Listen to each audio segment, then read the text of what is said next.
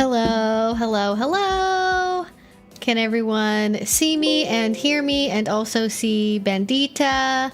Let me go ahead and get the chat all synced up here. Oh my god, today has been a day of tech issues.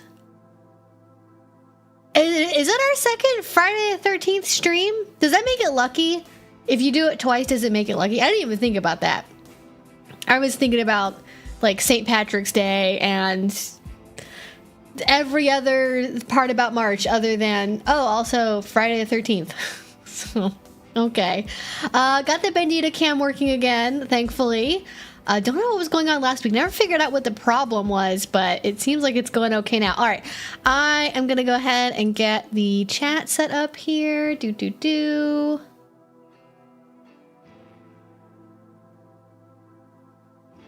Or will I? Why is the I have not seen? Okay. Weird. When I go to pop out the chat, it just turns into a blank box for some reason. Can today just... That's what's happening. That's what it is. Friday the 13th is striking down my technology. That's what's going on. All right. I think I got it to work. There we go. We are all good. Okay, great. It is all been sorted out. Hope you all are doing well. I am very comfy and cozy today because it is still very cold, very rainy. It's 49 degrees basically the whole week. It's been a fun time. But hope you all are doing well. So if you're new here, my name is Evie Lupine, and here on my channel every Friday, more or less, we stream at 6 p.m. Pacific time for a couple of hours, and we have a little interactive Q&A. And the idea is that you all come in and ask questions, I answer them. Usually I put a couple of ideas in the title of the live stream based on what's kind of been going on, what I've been working on, what discourse has been happening. And then based on that, I, have some subjects I can rant about, but then also I mostly answer questions from you all. You can either put them in the chat or, and I will do this right now as I am talking about it, we have a put your questions here box. That is a little white box that gets highlighted and it gets pinned to the top of the live stream. You should have just seen it pop up right now as I'm talking, so it's right up there. If you put your questions there, it essentially puts them in a special queue where I know it's a question and it doesn't get lost in the general chatter of the YouTube live stream chat. So you can put that there, or you can use Streamlabs, or you can use YouTube Super Chats, and it'll highlight your question on screen, and then I will get to it right away. Otherwise, I go in the order that questions are asked. So the best way to get your question answered is to come in early and ask it early, because as we go on, YouTube does not let me scroll infinitely far back, so earlier questions tend to get lost. That's also why the Q&A feature is nice. But I tend to go kind of in order, and then I will go to the Q&A box, usually more towards like the second half of the stream, FYI. Oh yeah, I know everywhere in like California, the southeast or southwest is getting slammed right now. I saw a forecast that said it's going to be like 90 degrees in March down there somewhere, which I don't think... Okay. If you gave me two options and you were like, on Saturday, you can either have 45 degrees and raining, or you can have one day of 90-degree weather and sunny. I am going to pick the 90-degree weather and sunny. I like, sue me. I would. Now, do I want there to be a general heat wave for weeks? No, because that's bad for everything. But just like one day in isolation, it'd be okay. Let me restore my natural vitamin D levels a little bit. All right, that's my argument. That's all I'm saying. It just gets very boring. But if you're tired of the hot weather in California, just drive up. I don't know how long it takes to get from LA to Portland, but let's say 15 hours. That's a good, nice, not round, but divisible-ish number. You have to drive 15 hours. Take the train even. Take the train up. It'll get colder as you go north, and then you can escape the heat that way. And it's fun here. So, all right, that is what y'all need to know more or less about how the chat works. We are 18 plus only because I do generally cover adult topics. I imagine that based on my last couple of videos, I likely have some new people here in the chat that are new to the channel because for some reason, pop culture and kink seem to be interacting increasingly in ways that are always bad, and it makes me upset and uncomfortable, and I don't like it. So if you maybe watched my recent stuff about Ned Fulmer or about Neil Gaiman, who, by the way, I'm in the middle of editing the second part of the Neil Gaiman video, and the raw footage is 1 hour and 40 minutes. So be prepared for that. It is coming to a subscription inbox near you, probably in the next week and a half, somewhere around there. But please be respectful of the chat. Listen to me, listen to the mods, and you'll have a good time. We're a nice little community here. We're generally pretty polite with people, and we don't usually have problems. But please don't spam. If I don't get to your question right away, I promise we will get to it in the future. Just don't, if you ask it 3 times in a row and I see it, I'm probably not going to answer it because I don't reward spammy behavior. I try not to anyways when I notice it's happening. But other than that, that is what y'all need to know about the live stream. Happy Friday the 13th. I don't know why I decided to make ramen before stream, and I'm not going to eat it on stream because it's too messy. So I just have ramen staring at me that I'm not going to eat. I'm going to have to reheat it later, and I don't know if that's going to work. I've never tried to reheat ramen before. But yeah, I just want all temperatures to be between 50 and 80 degrees, or 50 and 60 degrees globally forever. No, Ren, I can't. I'm a lizard. And also a pupper, and so I need it to be warm so I can bask in the sun.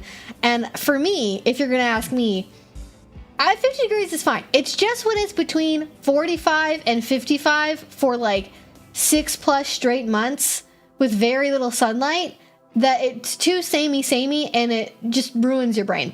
So my argument is we have the temperature be between 50 degrees and 80 degrees. I think we could all live with that. I'm not even making you all go up to 90 degrees. And to me, the perfect temperature is 85 degrees. And it's never 85 degrees. It is either 75 or 92. It's never in... When does it ever stay, at least anywhere I've lived, it's never stayed in extended low to mid 80 degree temperatures. It either is 75 or 90 plus. 80s get forgotten about. It's very sad, but that's my perfect temperature, but I will not subject you all to it. 2-hour-old ramen's going to be even mushier. Whatever. This is actually, it's like a vegan, protein ramen, so the ramen noodles are already pretty, crispy, even when they're wet, so...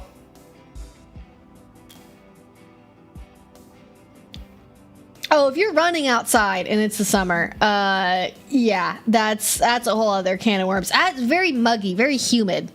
I don't blame you for that. It's righteous. Yeah.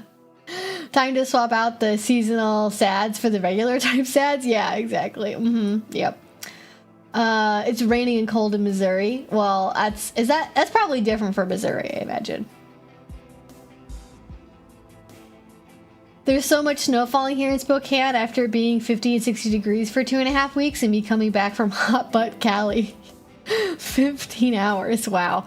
That is quite the whiplash. We haven't had any snow here at all this year, and that's been the shitty part. In Virginia, we had 86 degree weather on Wednesday, but yesterday we had snow. That is insane. That can't be good. There's no way that that's good for the environment or people or buildings or cars. That's not okay. I am annoyed here that we have not had any snow this year. That's the deal. It's okay, you can have it be almost freezing and raining. You can have it be 45 and raining for 2 months. I'll deal with it. But it has to snow at least once. And it hasn't this year at all. It's threatened snow a couple times. It's been in the forecast. Wintry mix has been in the forecast. But there has not been any wintry mix. There was one day where when I woke up, there was some spots in the shade that had what looked like either frost or possibly very, very, very, very, very light, wet snow. And that was it. That was the only snow. That was the only non-rain precipitation we have had. And I am done with it. I'm protesting. I'm canceling it. I'm canceling the weather.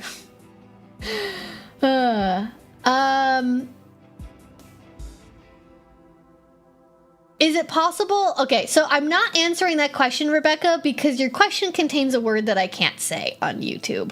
But I have already answered this before, and I'm sorry that you can't remember what the answer is. But if you want to talk about that, you can ask me on Vimeo again, and we will talk about it on Vimeo. But there's not very many. There's a couple words I can't say for some reason on my channel, and that is one of them.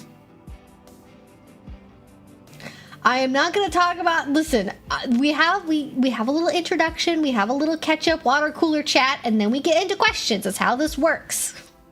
That's the vibe. Because that is what I enjoy doing as a streamer, just personally, because I have been doing this for a number of years, and I know some of the people in this chat, all right? As long as we want to have a little catch-up, we want to have a little chit-chat, all right? But also, if you want me to answer questions, you gotta ask me questions. So also think about that too.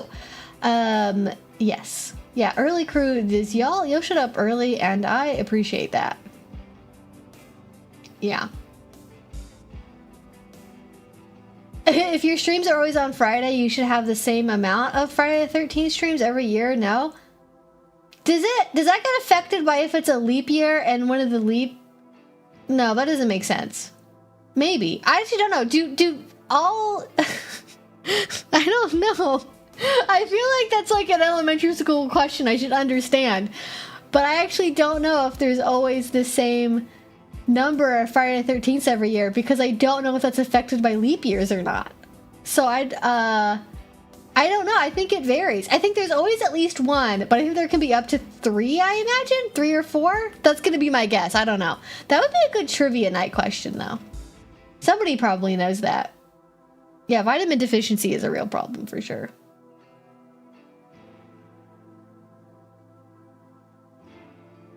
Oh, yeah, no problem. Oh, my hair looks great today. Thank you. I'm on day 2 hair, so I appreciate that, especially with the weather.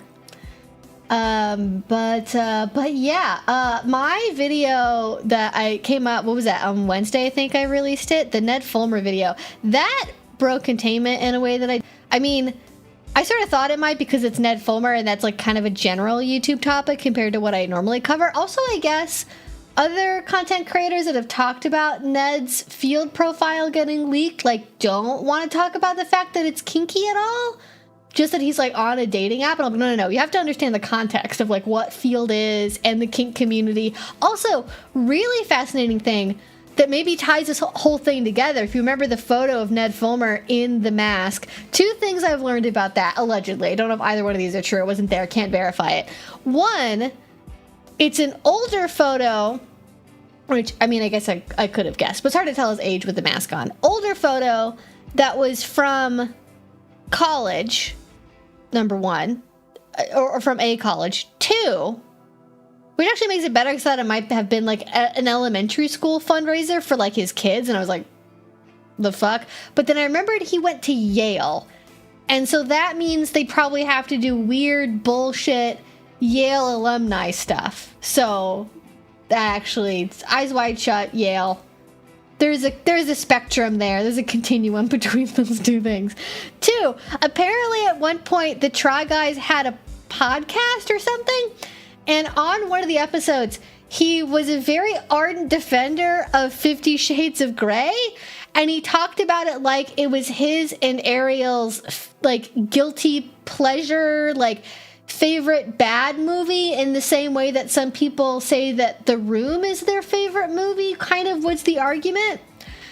And that just makes everything make so much sense. I'm like, oh no. Like, I am not one of those people that fear mongers about the effect of 50 Shades of Grey. I saw a video that came out from actually like a vanilla YouTuber who talks about the queer community and like sometimes consent, but also just like pop culture, like TV shows and stuff being like the damage of 50 Shades of Grey, like reflecting on its impact. And I'm like, at least on a kink community level, I don't think there's been any major long-term negative ramifications. I've heard a couple of, I don't know, like event organizers and people be like, oh my god, the 50 Shades crowd like ruined the vibe. And like, I actually don't think it's because of 50 Shades most of the time. It's more been like just the general popularity of websites like FetLife, the internet,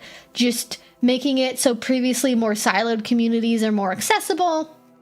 And not because a couple watched 50 Shades of Grey and then like showed up to like your leather conference. Like, I don't think I've talked to or met very many people at a conference that are like, oh, this is our first event. We've never been anywhere before, and we're only here because we read a book. Like, that's pretty unusual. So I think the harm to the kink community has been overstated, and I don't think that, you know, like Andrew Tate isn't using 50 Shades of Grey as a guidebook for his behavior. Like, the most egregious offenders of consent and bodily autonomy are like generally not fans of what is essentially chick lit, you know? So I don't buy that argument, but it does make sense specifically for Ned that he would have watched, possibly also read 50 Shades, and then that gave him the idea of like, oh, I'm gonna be like this guy, or it's having it be aspirational in some way, or possibly instructional.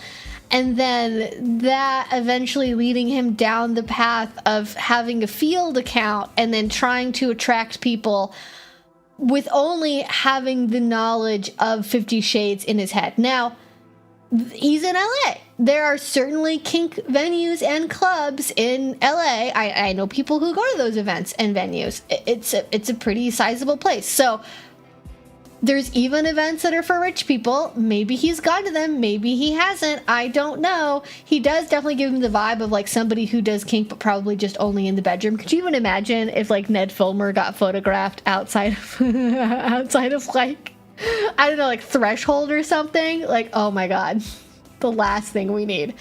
But apparently he's a fan of 50 Shades, so that just makes everything else about the field profile make sense. And I wish I would have known that, so I could have talked about it in the video, because that would have been interesting.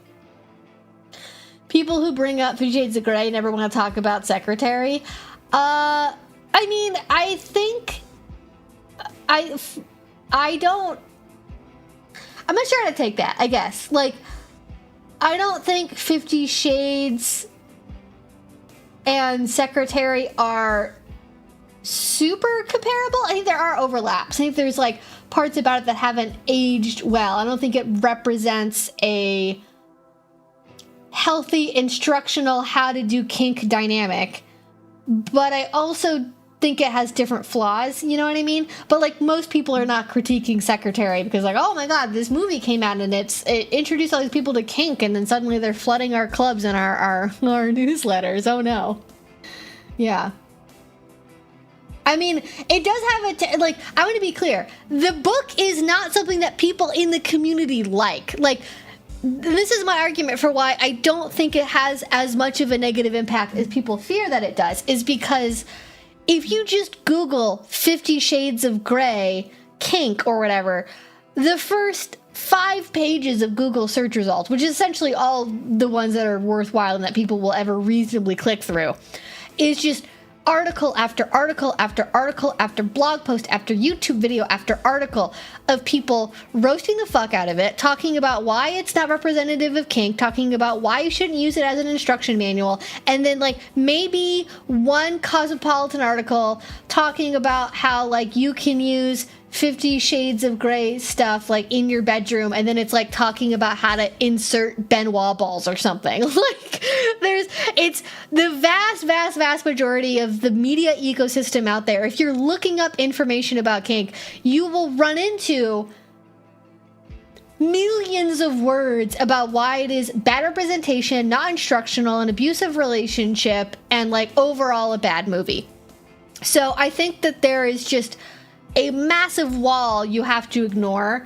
And it's very, very, very obvious that the kink community especially does not consider it to be any kind of good representation or something that you should use to inform a real dynamic. I'm not saying that the kink community thinks highly of it by any means. I'm just saying I don't think it has had a provable, massive negative impact on the community.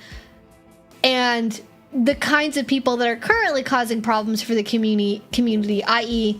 the manosphere, far-right influencers, trad wives, those people all revile 50 Shades, and part of the reason why they revile it is it's women's erotica written by a woman, and they consider it to be like kind of disgusting and cringy, right? So we've moved on. Stop blaming one book for all of the community's problems. It's much more multifaceted than that, is my argument. Yeah. Also, there's pony play in Secretary, so like that's like a pretty solid thing to have in a movie is pet play representation. So it's always going to get bonus points for that one. I think he even sticks like a carrot in her mouth, like just like a whole carrot with like the greens and all, like, which is carrots are dirty. You got to make sure those are washed beforehand. You know, it's very reminiscent of Sleeping Beauty trilogy. I was like Snow White. I was like, what's the Anne Rice series? Yeah, it's very, very inspired by that, I think, more than anything. But let me go back to the live stream chat. Anyways, that's 50 Shades. I wish I could be more neutral on the Ned Fulmer thing, but I can't, so just have to let it all be. Yeah, and I just think he's, I don't know. I'd have more empathy for him if it didn't seem like he was trying as desperately as possible to be famous and to make money. And I find that just revolting and off-putting on every level. Like I have like sympathy for him as a human being that is obviously dealing with very difficult life stuff that I can't even possibly imagine, like the public dissolution of a marriage and probably having a really complicated relationship with my kids and also dealing with physical health stuff. But if you are going to publicly post about your dating app profile and then ask people to roast it because you want attention and money, like you have literally asked for it at that point. You have literally, this is what you said you wanted. You gave everyone this information. I've even seen people say, and I have not seen any evidence for this, people suggesting that it's some kind of back channeled, like hidden sponsorship deal with Field, which, as somebody who's previously worked with Field, the reason I don't work with them anymore is because they completely gutted and then redid their entire marketing department. Like, anyone who worked there got reassigned to other stuff, I think. They had all new people, and they just completely changed the way that they were doing marketing with influencers, and so that all went away. And so I don't know who would have been behind this. At least the previous model, this would have been unthinkable for at least the people I worked with and who I was connected with. But he didn't seem to have any of the affiliate tracking stuff or any of the things that I would have associated with a promotional campaign to collect data about the campaign, at least, because they would have wanted to see that. But also his post about Field, the post itself has like several million views, but it only has like 200, I think, likes on it. And so the post itself from him originally wasn't getting that much engagement. It was all people talking pretty negatively about it. So I guess if you wanted any press, it would have been fine for that. But if you wanted like new downloads, some kind of engagement stuff, then you were barking up the wrong tree. Yeah, it's just not a good idea to and be like, hey, everyone, like, I want your attention and I want your money because all press is good press. Like, it's just so off-putting to me. And I hate that it just opens up, like, I think part of it too is because like he's not part of the community by any standard that I am aware of. I've never seen or heard anyone leave me a comment or send me an email telling me actually he's in the community. I saw him at a party once, or he's on FetLife or whatever. Have no information about that. So he is just using the kink community for clicks without actually having any real stakes in what that ends up causing, which is like, you can even see it under the comments of my video, like people, making stereotypical comments about, male submissives, people with diaper kinks, people with humiliation kinks, people with a whole, just name a thing you associate with male submissives, and people are negatively correlating that with Ned Fulmer, i.e. the whole thing I was saying in the video, which is people are using this as a way to be like, I don't like you, I think that you are cringy, so therefore I'm going to say that you must be a submissive, because submissive man equal weak-willed, cowardly, bad, like the opposite of being a man, and to me you are those things, so therefore you must be submissive. And then, again, assigning him all of these, like, oh, well, he just has such like a weak energy, so therefore he must be into these things. And I find reinforcing that negative stereotype to be even if I have empathy for you in other areas, like to not care about that kind of conversation happening at all. And only ever talking about this in very personal, self-beneficial terms, as opposed to like the other people that you're affecting, right? Is just something I just find it off-putting. I just find it very cringy. Well, if people want me to answer questions, they also have to ask me questions, is part of it. Yeah, it's kind of weird when kink or poly communities get put into the media spotlight, because it's never for positive reasons. Yeah, it's like it's never because there's like a celebrity we all like who is part of an open marriage. Like, imagine if like Pedro Pascal came out as, I think we still like him. Is he canceled? I don't know. I'm just assuming that he was the internet favorite for a long time, and I don't keep up enough with mainstream celebrities to know. But if Pedro Pascal came out and we all discovered that he was in a triad, like, that would be great news. Or like Zendaya and Tom Holland, or maybe they have a secret third that we don't know about. Like maybe Challengers was more of a personal story than we originally knew. I don't know. Like, everyone would be like, that would be very good positive representation. But alas, we don't get that. We instead get infamous cheater joins polyamorous dating app. So go us. Oh, hey, Psycho Salad, what is up? Hope you all are doing well. Yeah, it has been a minute. Hope things have been okay. Thanks for checking in, and thank you for the super chat. Anyways,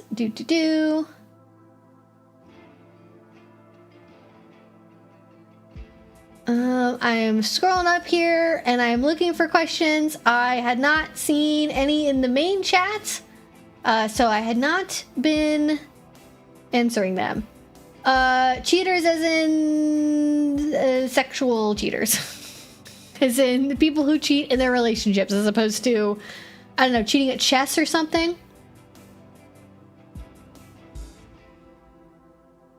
Ned Fulmer is my profile picture is a decade-old guy. Yes, it seems like it. That is it. Have you ever seen a Scold's bridle in use? I don't know what a Scold's bridle is. That sounds like a medieval torture device, so I'm gonna guess probably not. Yeah, it was, I was right. It was an old school punishment device. Oh, it's like a head cage kind of thing. Yeah.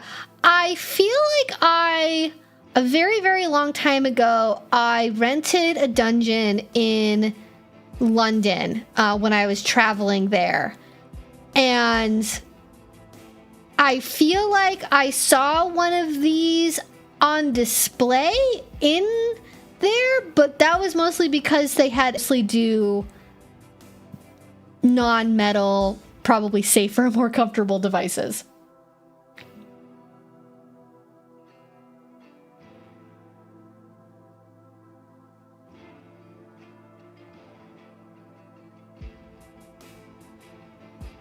Also, I want to make sure I see that you have a question. Please remember to use a question mark, because otherwise I can't guarantee that I'm going to see it. Who does Eyes Wide Shut as an elementary school fundraiser, and where do they hold these fundraisers when? That was what I was wondering. I was like, a school fundraiser, but you're dressed up like you're at Eyes Wide Shut party? Like, the fuck? And then you took a dating app picture there? Very weird. But then I realized later, after some other comments, that it was probably a Yale alumni fundraiser thing. In which case, why would you say school fundraiser when you have kids? Why wouldn't you just say, like university alumni event, or like alumni fundraiser, like something that makes it clear it's not associated with your children when you're talking about a kinky dating app photo? Like, yeah, very strange stuff there. Very strange stuff. Yeah, Threshold has enough problems. I'm not in LA, so I wouldn't know, but drama is everywhere. Best sites to meet kinky people. The best place to meet kinky people is not a website, is the actual answer to that question. The best place to meet kinky people is to get involved in your local community and to find events and then go to them, go to munches, go to social events, go to discussion groups, go to classes, go to talking focused as opposed to play focused parties, get to know people, and that is how you will meet kinky people. And there are numerous websites you can use to find kinky events. Bloom or Plura has been getting more popular depending on where you live. It seems to be popular in like New York and California. Field is very popular. There's other websites you can use if you don't like Field, but those are pretty much the main two, and really it's mostly FetLife. So but FetLife is not really for meeting people directly on. You can certainly use it to connect with people that are going to the same event as you or that you meet in real life, but it's not mostly or primarily for that, and I would not recommend trying to use FetLife as a dating app or a friend searching website or something. Field is a decent dating app for that. I haven't used it in quite a long time. So I can't speak to what the app situation currently is on that front, but historically it's been good for that. So there you go. That's that answer. If you want to know where to meet people.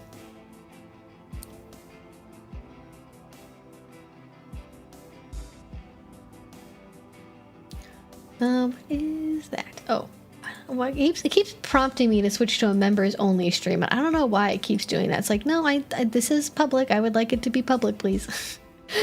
Yes, the pony play is one of the best parts of that movie. Actually, the ending. The ending of the movie is very cute. It has a happy ending, which very few other pieces of kink media have. They all have endings. Not very many of them are happy and also include kink in them in a very overt way. I guess you could kind of argue that 50 Shades has a happy ending and also kink in it, but also it's like a bad movie. So, no.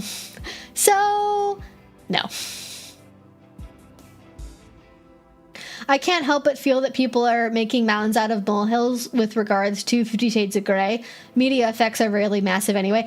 I mean, that's basically my argument. Is it seems like it's an easy thing to go, oh, we all know about this, so therefore it must be the problem.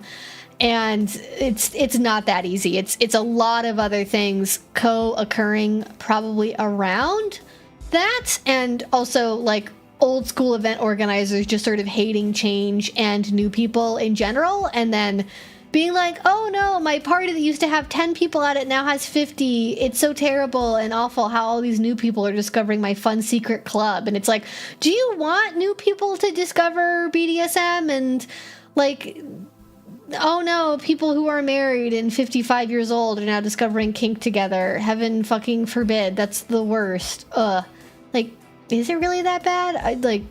No, it's just very silly. Oh, yeah, that's right. Preaching to the Perverted. I think that's a great movie, too. I think that's, like, if you like Secretary and you haven't seen Preaching to the Perverted, it is very much worth a watch. It is, like, a weird movie, but, like, also wholesome and weird in spots. It's also, there's, like, a femdom in it and, like, a whole femdom culture. It's a fun time. It's a good movie. I don't remember exactly what the ending is like, but it does have a happy ending from what I vaguely recall. What will I be doing for the Dom Sub Dynamics event at the end of the month? I am doing... Did I not say that? I feel like in everything I've posted about it, I've said what I'm teaching, but maybe I didn't. I am doing a class on protocols. If you would like to see that, I'm doing a little dive into protocols. But there's lots of other things, and also I think there's a way where you can also watch replays of my previous presentations about like CNC and polyamory and stuff. So... there's multiple options out there. Yes, we do not need lolcows for kink, but that feels like the path he's on. This is an idea that I had not thought of, but that I saw a lot of comments about,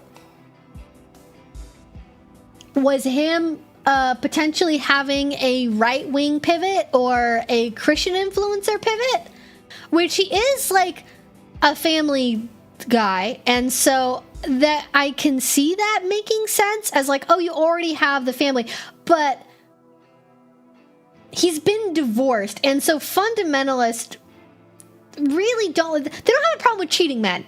Cheating men are fine, but you got divorced, and that's a big problem if you want a right-wing pivot, even more so than like going to jail for domestic violence. Like, well, are you still married? Well, then God can forgive you. But if you break the holy sanctity of marriage by getting a divorce, that's usually not okay for them. So they might have more trouble accepting him, although he is a white man, so there's a lot more leeway than there might be for other groups. So never say never. But I don't know. I guess they were... Well, did Russell Brand... He got a divorce, didn't he? Was he married to Katy Perry? Or did they just, like, have a breakup? I don't remember. I think maybe they weren't married. So actually, I don't know. I don't know of any, like, male influencer that's had a Christian pivot post-divorce. Unless it's to completely blame the divorce. Now, you could do it. Not to give people ideas. You could do it if you spun it like, I had no choice. I didn't want to get a divorce, but the state was interfering, and my bitch ex-wife forced me to get a divorce, and there's no way that I could refuse it or say no. And every day I live with the agony of knowing that I'm living outside of the will of God by being forcibly separated legally from my wife, but we're still like spiritually in union, or like something insane like that.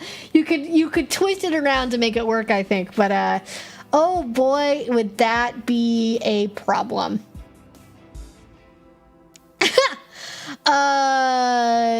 I have also, that's another thing too, is I saw a lot of people commenting about his height, and on the one hand, people were making comments about like, oh my god, he's lying, he's only 5'11", and other places he's said or shown that he's only 5'9", so he's like lying about his height. But I'm like, if you're gonna round up anyways, why don't you just round up to 6 foot, buddy? Like, it doesn't, like, if what you're doing is you're trying to lie to make yourself seem more attractive, like, isn't there already a big jump between 5'11" and 6 foot? If for people who care about that kind of thing anyways, so just like go all the way. But also for people being like, he's too short, he couldn't possibly be a dom.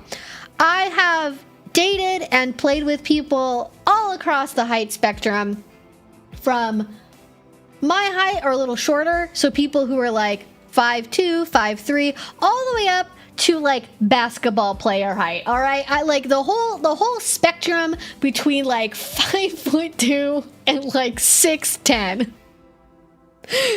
I have been across the spectrum. And height, I think what makes a difference for dominance with height, and there's shallow people who do care about height, I'm not pretending that doesn't exist, is the confidence and how you view yourself more so than the height. Because when you're on a spanking bench or when you're on a cross, how tall they are compared to you does not really matter, right? You're on your knees, you're on a cross, you're on something, you're strapped down, you're tied into something, you're buckled in. You can't really tell just from that perspective. But if you are with somebody and they're average height, below average height, and they're insecure about it, that absolutely impacts how they interact with you, not even just in a DS way, but in a play way even, but in a relationship way. Because it's gonna come up. It's going to come up. They're going to be insecure about it. They are going to ask you about how you feel about their height and how they compare to other people and how they compare to other partners you've had, and it's gonna fester and it's gonna cause problems. And there's a big difference between 5'6" and doesn't give a fuck and 5'6" and constantly makes it every relationship's problem. And does the incel thing of being the reason why my girlfriends all don't like me, it's not because I'm a jerk and I'm a cheater.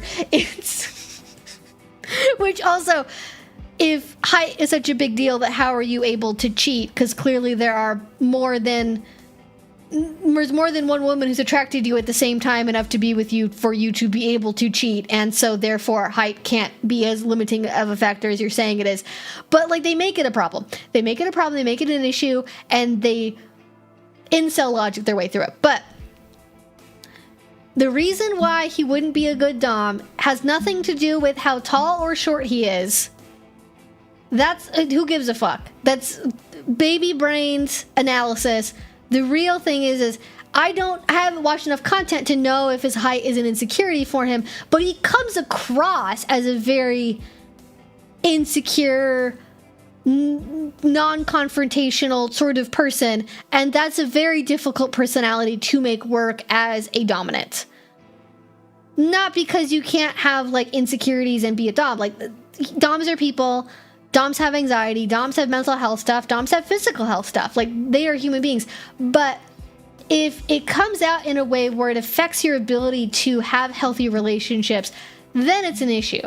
Then it's a big fucking problem. And my theory is that both the mentality for being a cheater and the mentality for being a dom probably go back to similar places because of insecurity and ego protection reasons.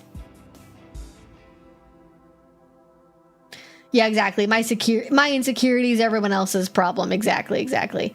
Also, short dom, tall sub can make things like pony play even more fun because you can actually ride your pony. Exactly. I love a good, I can't really do this at my height. There's not too many 4'11" doms out there, especially not ones who aren't professionals. But I love a good height inversion. I actually have I have a video coming out soon where I give some examples around that because I think it's adorable, and I love a tiny dom and a big sub. I think it's adorable and I love it and it's great. So there you go.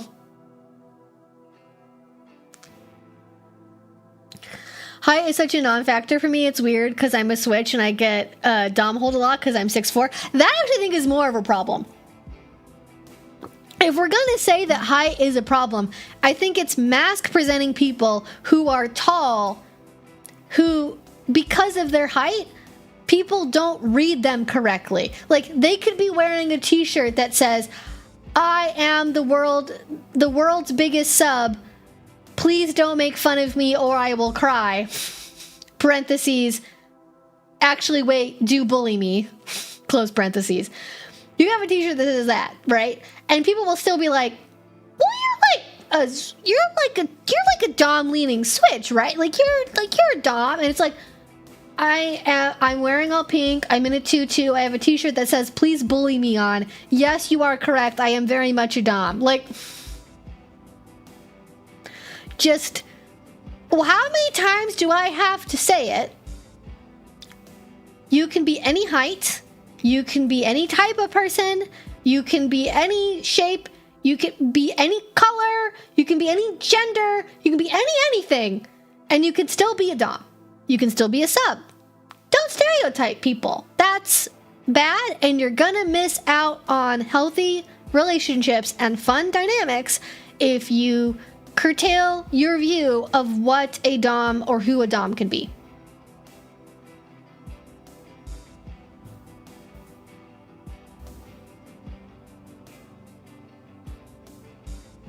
Yeah, but tall doms or doms dominance hinges on their height. It was never that solid or meaningful. That's there are probably, I haven't experienced this too much. I'm not saying it isn't out there, but there are definitely people, that are tall who make it a big part of their personality. But it's normally not the very tall people. I think it's the people who are between 6 foot and like 6'3", even like 6 to 6'2", I'm gonna say.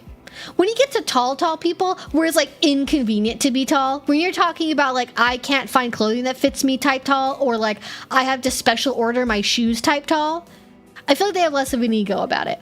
But you get those like medium tall guys, the model height tall guys.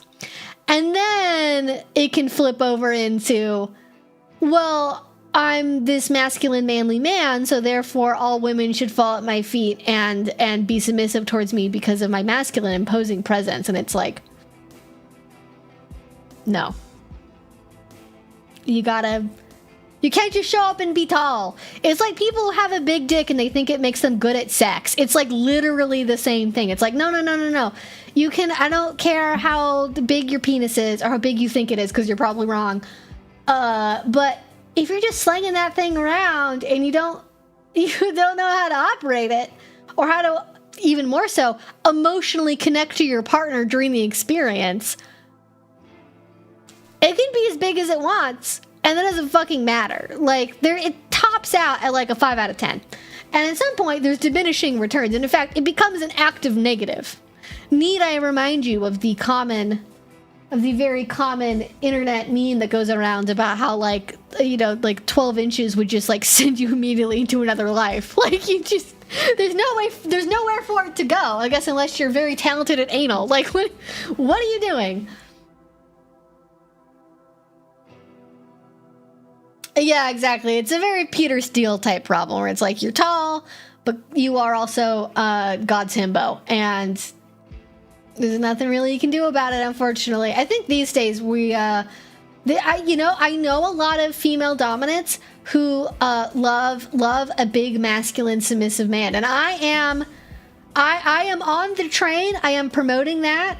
I am trying to normalize the diversity of male submission, not because shorter and smaller male subs are bad or are not worth as much, but also because let's stop stereotyping and let's normalize a masculine, manly man, very tall, built like a fridge type guys also being submissives.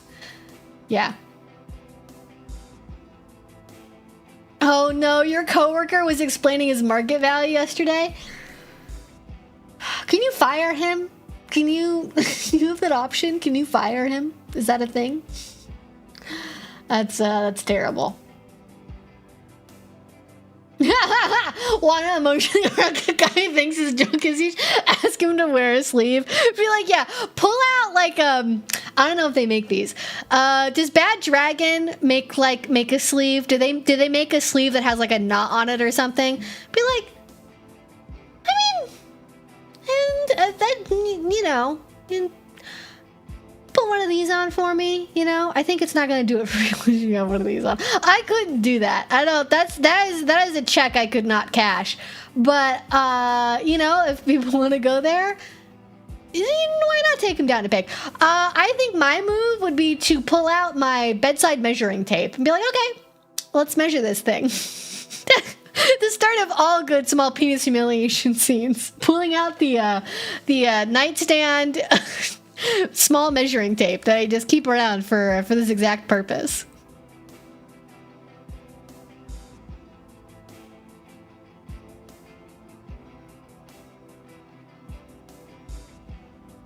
Oh, they do? Awesome. Okay, great. Well, you just buy one of those, measure your partner. Don't say anything. Don't get into it. You just measure it, and then you go.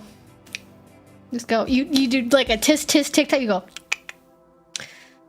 It's too bad. You just don't say, just like the facial expression, the tone of voice, the head shakes.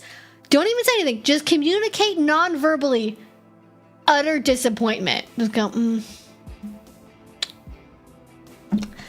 then you sigh, and you reach into the drawer, and then you pull out the sleeve, and you go, can you just put this on, please? Like, it's for me. But you have to play it completely straight. This is a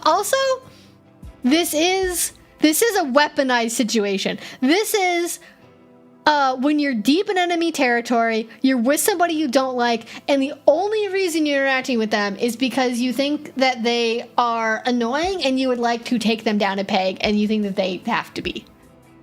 And that's it. Okay, calipers? Oh my god. Advanced measuring. Sure, why not? That would be fun. That would be very funny.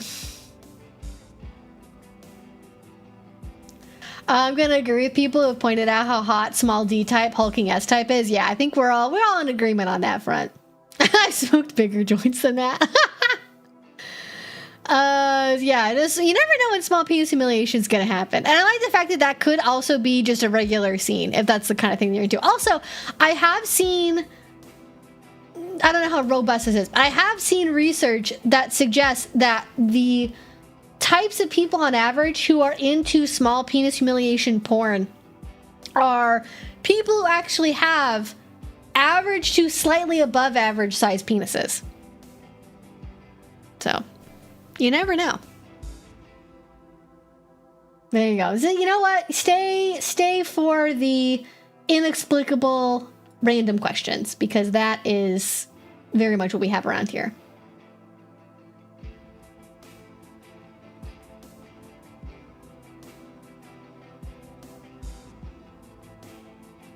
All right, scrolling, looking for questions.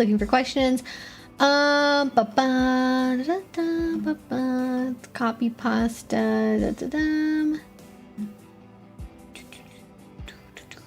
All right, answered that one. Yes, hello, beautiful people, indeed.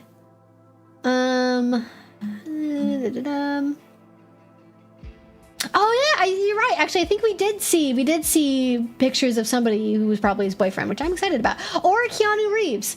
I would not be surprised if Keanu Reeves. I'd probably, not knowing anything about him, it is very parasocial to me.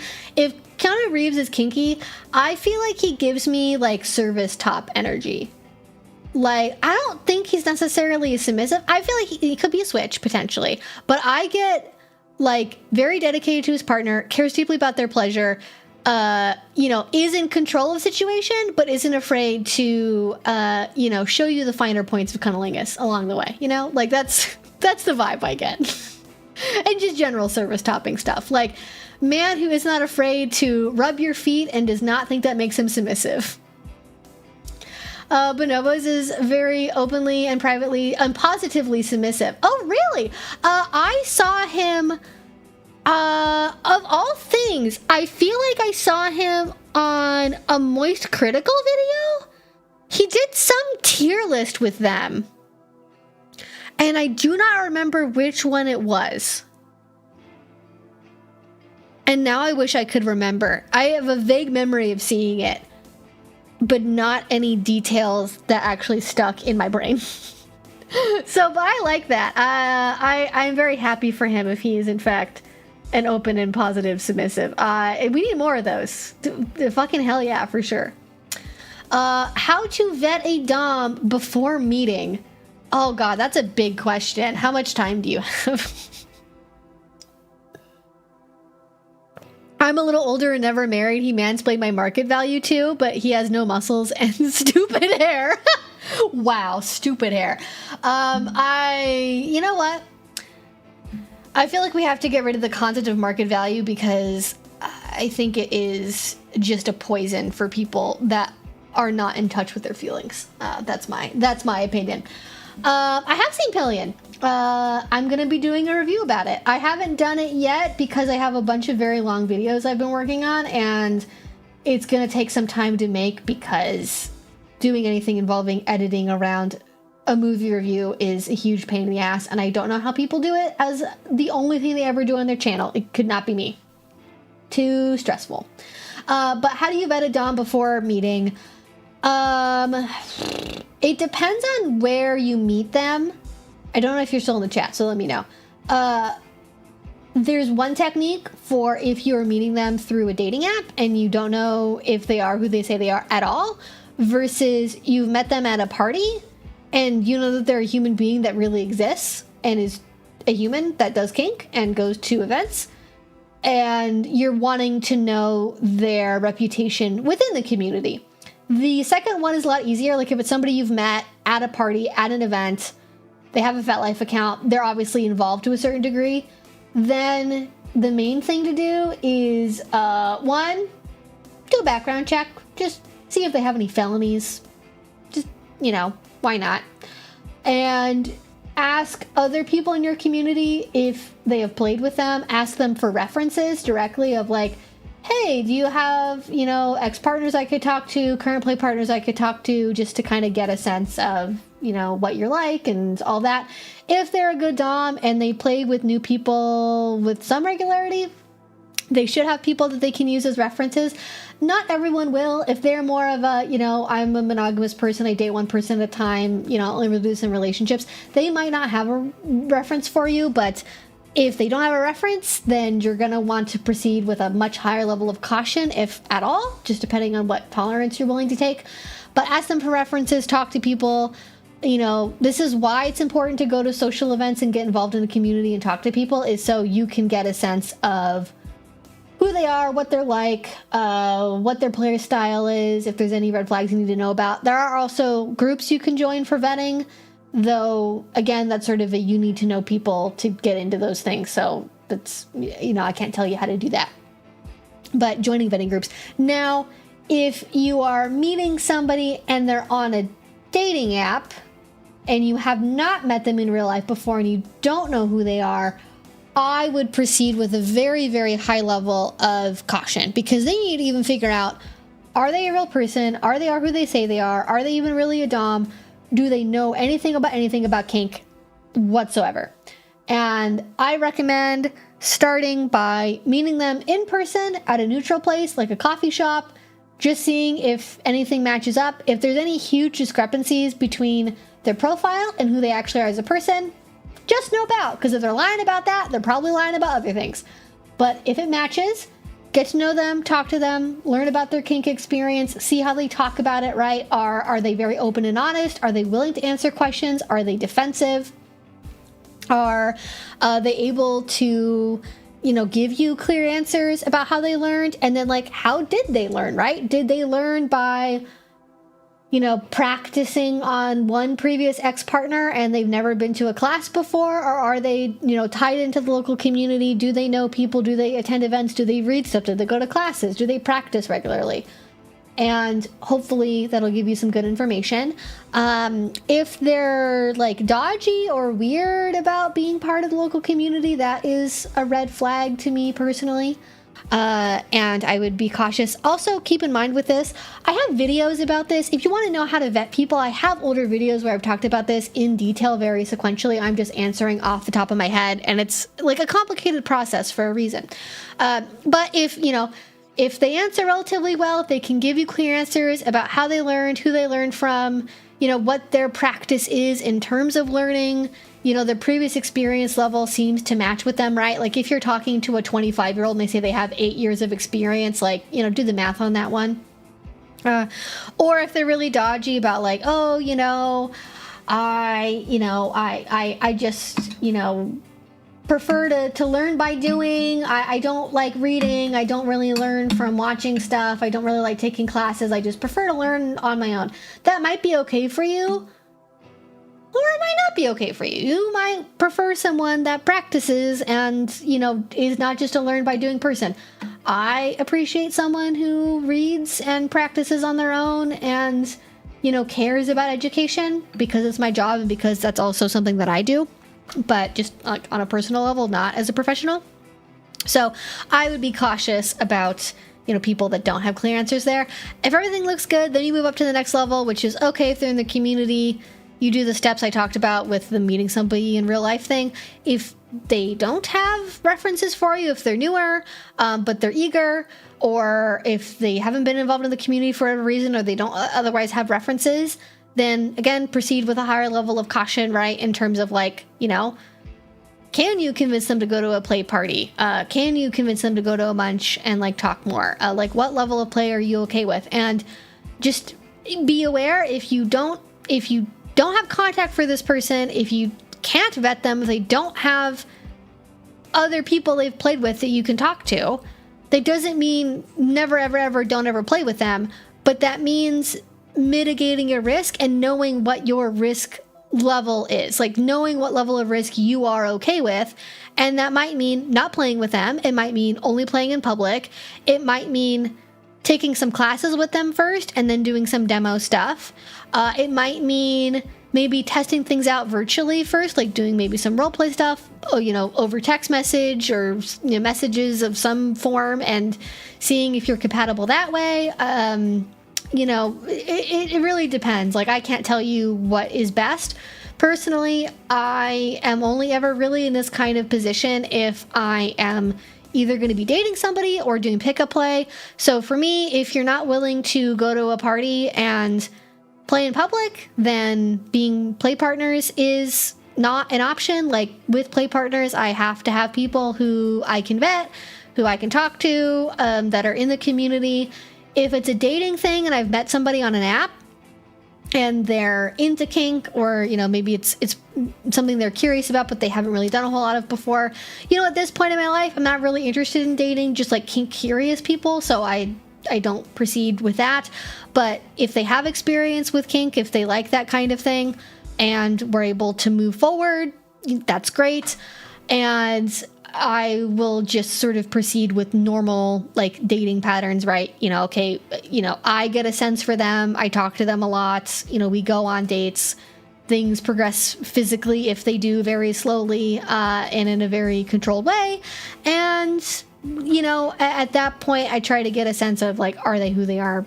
Do they really have the skills? And, if they show me that they don't really know what they're talking about, this is my full-time job, so I can usually ascertain with a high level of clarity how good with kink somebody actually is or not, and if it's something that they are just copying from porn or what they think a woman might be into versus a genuine, deep desire. If you can't hold a conversation with me about your philosophical approach to kink, when you got into it, why you're into it, where this started for you, what your favorite kinks are. If you don't have a backstory around that, I'm not interested. That's not something I'm into. So, that's more or less my answer on how to vet people. But, yeah.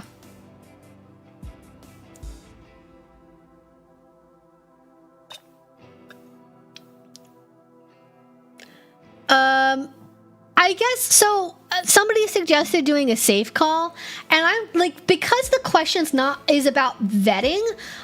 Listen, I have 45-minute long videos where I talk in detail about meeting new people and forming a relationship safely. I am being very, very general here. I'm focused on the vetting portion of the experience.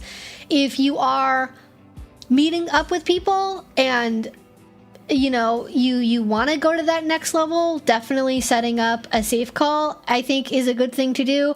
I wouldn't consider that to necessarily be a vetting technique unless you're talking about vetting as a seeing if they're a decent person. Now, if we're getting into how do you tell if somebody is a good dom or a worthwhile play partner, that's a whole other series of questions. So we can certainly think about that and then go into some detail about okay, how do you actually make sure this person is an ethical play partner beyond just vetting them? What kind of questions do you ask? What kind of answers do you look for? again, this is a very broad question. I could spend 30 minutes just talking about it, but I have other videos and this question is not interesting to me. So I'm going to wrap it up here because I can feel my brain going like, I've talked about this so much. I don't want to keep going.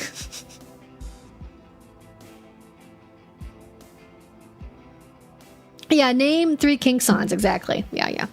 I mean, you could ask them, not really as a vetting thing, but as a general curiosity. Like, do you like to play music when you do scenes? And if so, what kind of music do you like? And I think that would be a perfectly fine answer.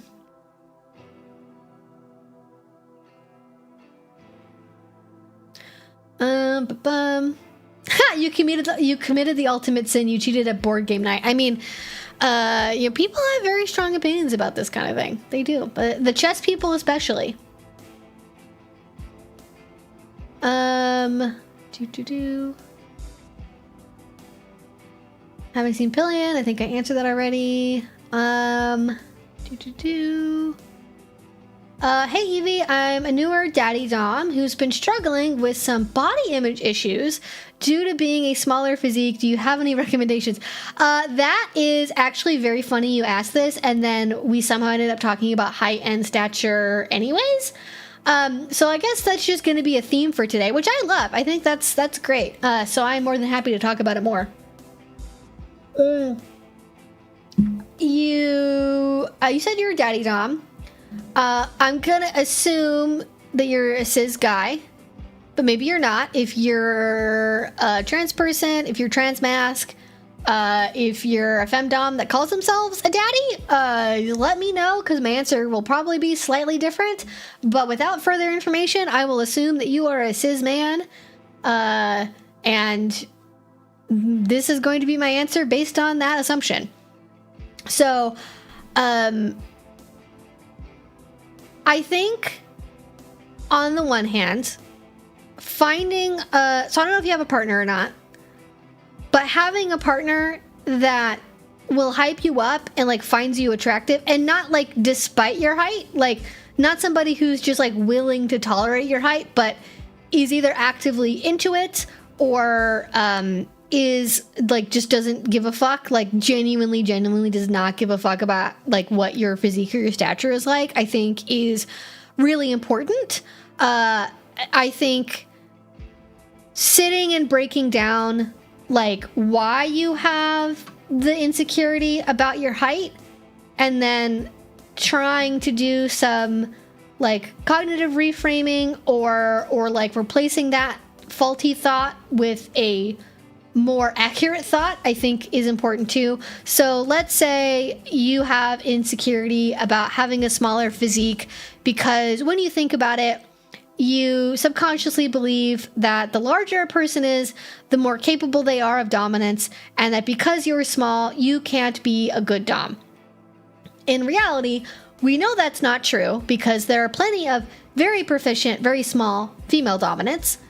2, we probably don't want to be partnered with somebody who thinks that dominance is only based on physical stature, because that's bullshit. 3, there's nothing skill-wise you can't learn how to do because of your physique.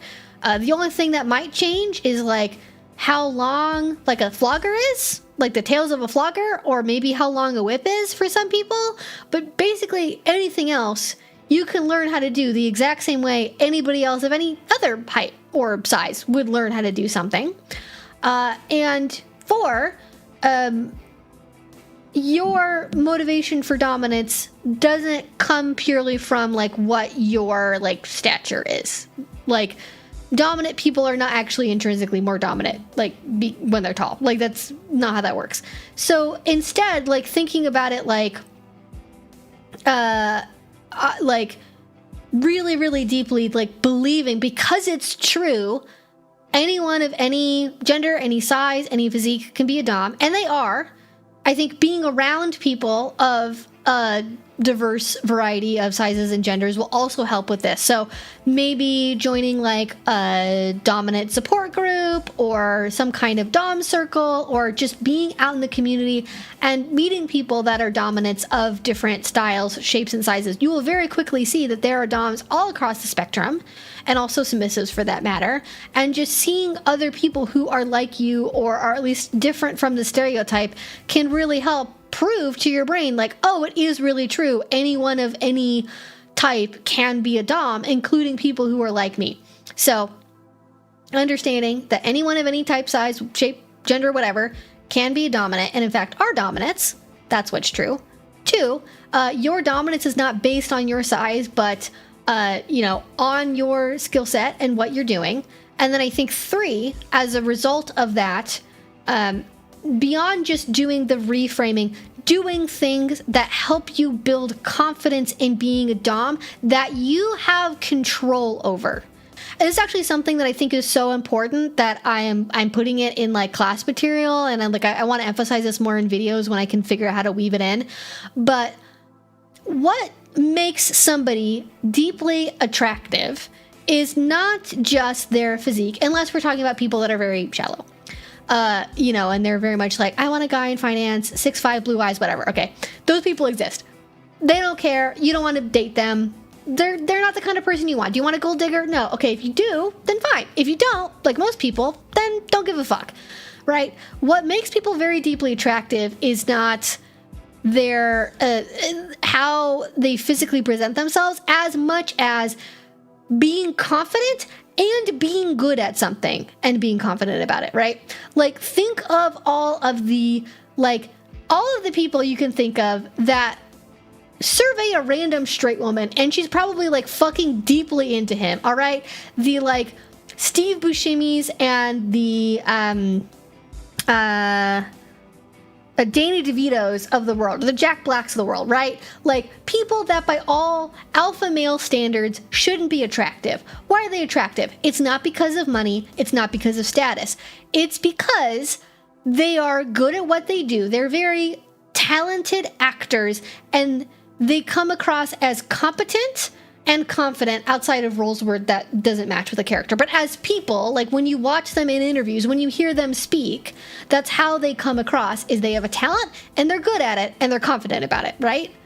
What makes people like Ned Fulmer unattractive, it's not because he's 5'9" or 5'11" or physically not buff or whatever. It's because when you hear him speak, he comes across as insecure, cowardly, and like he might implode at any given second, right? That he's in danger of like hiding in a cave for the rest of his life.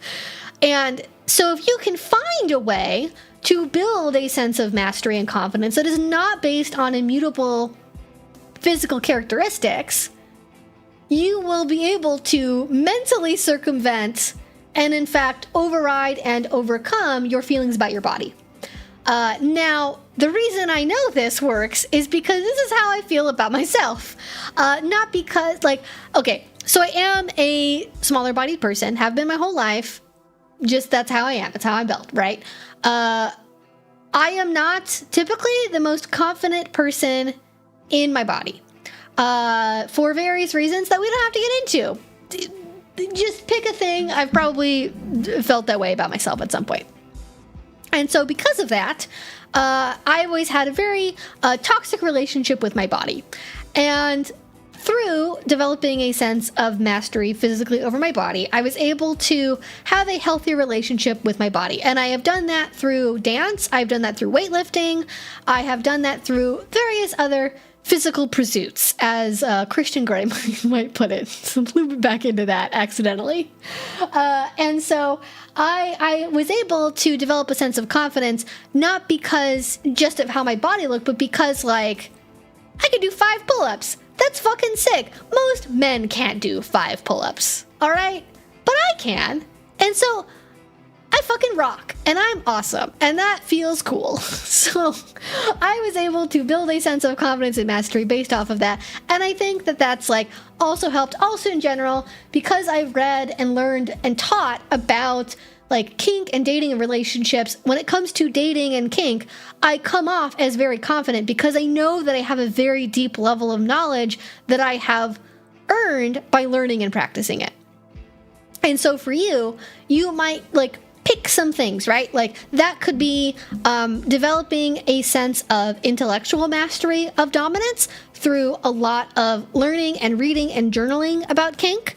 That might be developing a physical level of competence with mastery through practicing various skills that are important to you, like going to skill shares, going to demos, going to jams and practice nights, practicing on your own alone at home, but developing a high level of confidence with dominant skills that you think are hot, that sound interesting to you, not because you think that's what submissives will like or what you think you should learn as a dom, but because like maybe you're really into the idea of electroplay. Maybe you're really into the idea of rope bondage. You can practice those even without a partner and gain confidence using those skills, and that will pay off. 3 might be finding confidence in your body other ways. So that might be through doing things like having physical pursuits, or it could just be some kind of physical hobby that you can eventually learn how to be good at.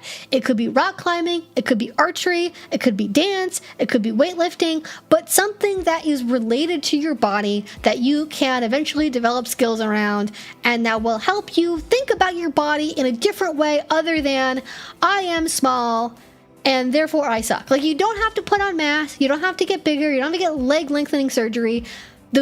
Some of those things could be things that you do, right? Like you could decide if you have the time and inclination to build more of a physique, to try to look physically strong if you want to, but you could also just decide that like you want to take up distance running because you want to learn and apply the kind of discipline that it takes to be able to be good at that kind of thing.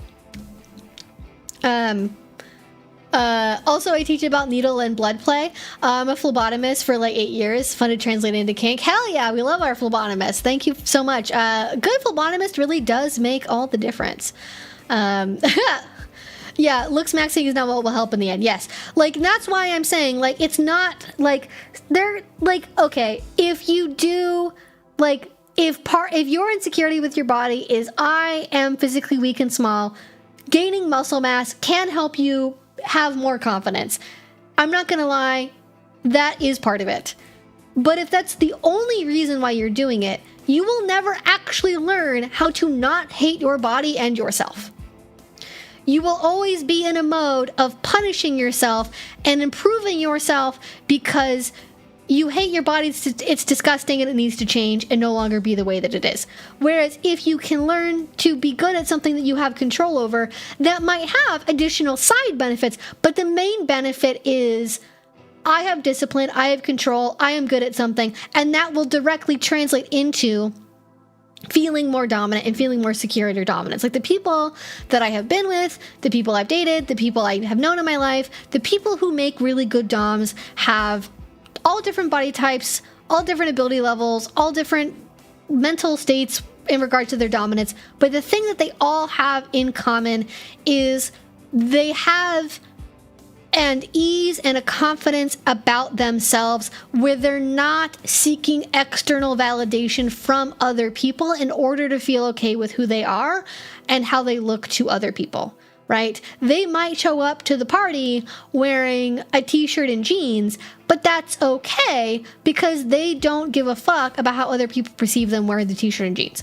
Or they're a dom, but, you know, maybe they also like to make dinner for their submissive, and that doesn't bother them or insult their dominant energy or make them feel insecure because they know that they are capable of allowing their submissive to take over those duties, but they're choosing not to because actually they understand that doing what they want to do is more in line with dominance versus some adherence to some mental image of what they think dominance has to mean.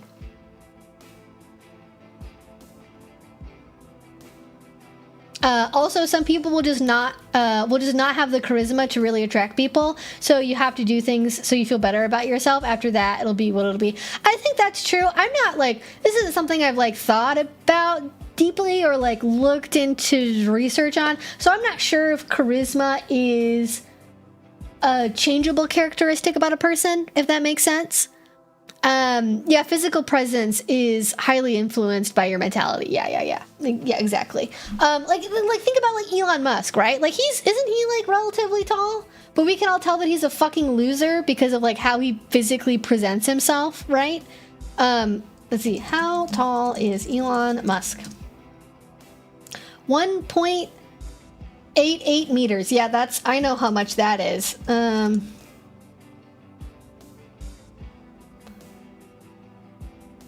Okay, yeah, he's like basically 6'2". He's actually 6.16 feet, which is he's like 6'2". So he's 6'2". Good for him. But we all know he's a fucking loser. And it's because he carries himself like he's a loser who's desperate for human attention and validation from other people. He seems like he is desperate to look cool and be included, right? And so that makes him come across as a loser. Yep. But yeah, learning how to find your own source of internal validation, I think is important. But I'm not sure the charisma thing. I think there is some level of it where some people have more of it naturally, and some people don't. I don't know how changeable that is. I think it's somewhat changeable. Like there's a range, maybe. I mean, some people are just Machiavellian, so. There's always that. But I think if you gain confidence in yourself, that will give you a buff to your charisma. Like if you naturally have a 5 in charisma, you can get to like a 7 or an 8 if you gain confidence in yourself. Or if you don't have confidence and you're like pleading for validation from people, you go down to like a 3. There's a natural set point, but there's a range kind of within that you can go between. But I don't know how changeable it is. And I think the perception of charisma has to do to a certain extent with confidence. But also I would say too, there's a portion of this that's probably also based on being neurodivergent, and there are a lot of DOMs in our community. I heard, sort of semi-made a joke recently that I'm going to officially start telling as a joke, that the kink community is 50% people who know they're neurodivergent yet, 25% people haven't figured it out yet, and the remaining 25% that just got lost on the way in. Like, like the community is so neurodivergent that I think that also impacts social dynamics in terms of perception of charisma and confidence, and also if you are neurodivergent, you probably got bullied, you probably had people looking down on you, you probably like have a complicated relationship to yourself and your brain, especially if you were like told negative things about how your brain works and how you are as a person growing up, and that can be overcome to a certain extent and changed and made better. But yeah, you can be more charismatic, but there are limits. Me personally, I'm invisible in all social contexts. I just blend in really.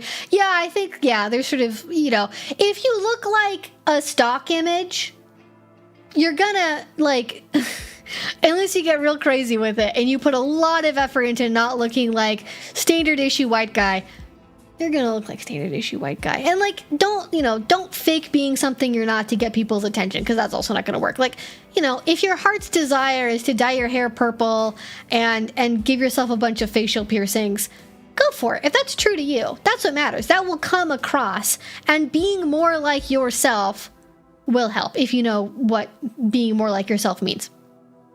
But yeah, it's a time out there. Oh boy, howdy, is it a time to be a confident person in the modern day and age. Yeah, meanwhile, Prince carried himself like a tall person while being 5'3". Yeah, I mean, there are people who just have like tall energy and like short energy. And part of that is like your body proportions, right? Like you can have a long torso and short limbs and actually still be tall but look short, or vice versa. Like I have longer limbs relative to my torso length by quite a bit, so I look taller than I really am. But then to other people who are tall, I still look short because they look down at me like this, and so I just sort of end up looking short anyways. But such is life. Such is life. I think I've oftentimes had I've said I'm actually average height. I've had that conference. Like, oh, you're so short. Actually, I'm average height. Or people saying, actually, you're taller than I imagined you would be. So it's funny. Or you're not as tall as I thought you would be. This is a whole spectrum. But yeah, confidence is hard. And it was hopefully that gives you some ideas for what to work with. And hopefully you feel like it gives you the power and the authority to gain confidence. Because I feel like that in the standard issue information you get about like, just be confident in who you are, just like love yourself because loving yourself is good. Like, I feel like that's not helpful. If you're feeling insecure, you want something that you feel like you have control over, and the reason why you feel insecure is the only thing that you're currently grabbing at is the thing that you don't have control over, which is like certain aspects of your physical appearance. So how do we get over that? We change what we can change, and we focus on the things that we can change, and then we value that, which is maybe the last part that I haven't gotten to yet, is we have to change our thoughts, right? Okay, so that's like one step of like reframing beliefs about who we think we can be dominant, what we believe is worthwhile in a partner. We change those thoughts, okay, right? Okay, we change our behavior through like doing things to obtain mastery. And then finally, we change our mental, like what we mentally value, and like we're doing kind of the three axes of, you know, feelings, thoughts, and actions, right? We're trying to attack all three of these at once, essentially. And we can change what we value. And when we decide to instead gain our sense of dominance through the things that we have control over, and not just like our physical appearance, that also can create a mentality shift, especially when you start seeing that it's paying dividends, like physically and mentally. Also, because just in general for life, you will feel better. Your mental health will be better if you do things like practice you will feel better if you practice a hobby, if you learn a skill, if you join supportive groups around other like-minded people. Those will just improve your mental health. And if your mental health is better, that makes your physical health better. And if those things are better, then you will also feel better and act more confident, right? So it's all feeding into the same thing. Oh, no. I'm not even accidentally recommending CBT. I am repurposing DBT and CBT skills and turning them into Kink stuff, essentially. And some of this I don't start out saying as like, oh, this is a CBT thing. And then I'm talking about it and I'm like, why do I have this advice? And then I realize, oh, the reason why this works is because it's a psychology thing. Like, I know that there are people who are like, oh, you're like not a therapist. Like you shouldn't be giving like mental health advice. And it's like, I'm not telling you how to treat your treatment-resistant depression, all right? We're not talking about that. I'm not saying you should do ketamine to cure your PTSD, all right? We're not talking about that. But I have skills that I've acquired through various means, a lot of it through just personal life practice and observation of these things helping people I know. And they're validated through science. We know they work. So why would I not give you the evidence-based information that we know works versus pulling stuff out of my butt that may or may not work because I made it up because I can only say things that aren't validated by science? Like, which one am I going to go with? I'm going to go with the one that has data and studies to back it up, not the things that I've just been like, well, I think you could probably be a better dom if you just got leg lengthening surgery. No, silly. So the things I say are generally based on like my own personal learnings and experience and observations and things I've learned from classes and such. So, it's woven in there. But sometimes I give advice and then I don't realize necessarily originally that I'm doing something based on a modality I've learned, and then I'm like, why do I feel like that would work? And then I stop and I realize, oh, that's because I learned about this in this context and it's from this thing. But yeah.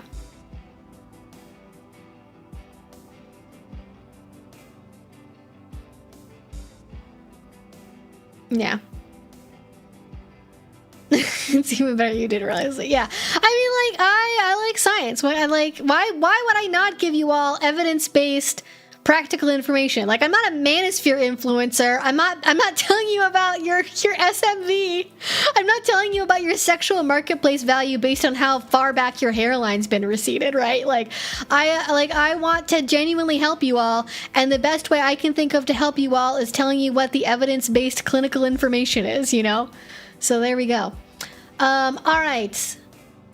Oh my gosh, my throat hurts. I actually have not had enough to eat today, and I'm feeling it in my body, and I'm like, that's why I had to eat the ramen. But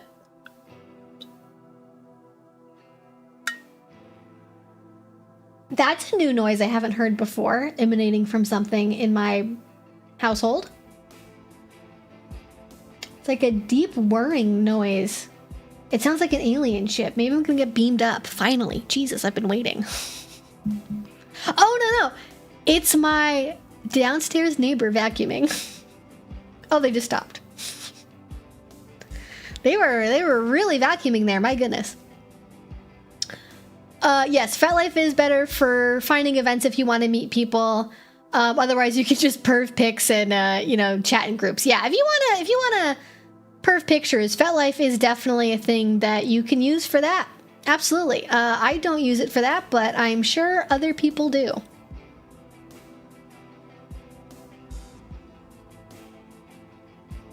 Oh, thank you. And you're doing a great job of it. I studied some of the same things. Keep going. Hell yeah. Thank you. I appreciate it. I actually am curious about what the status is on my ramen here. If I can find... It's definitely a lot more soaked in than it was previously. The noodles are much larger. This is why I didn't want to use this on camera.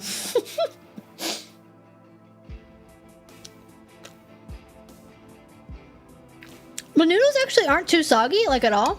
Even the ones that were really in there. I'm just much more of a broth person. But it's definitely gonna have to go in the microwave after I'm done.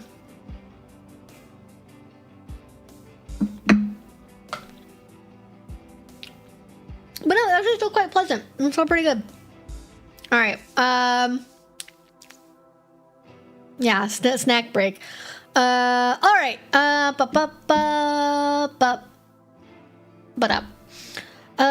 What's the most popular / influential piece of kink media that's actually good representation in your view?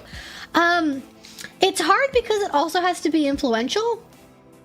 So my favorites that I don't know how much influence they have had in no particular order would be Preaching to the Perverted.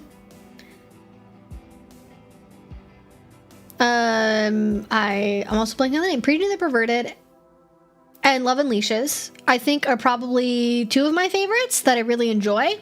I don't think either one of them have had a ton of cultural influence.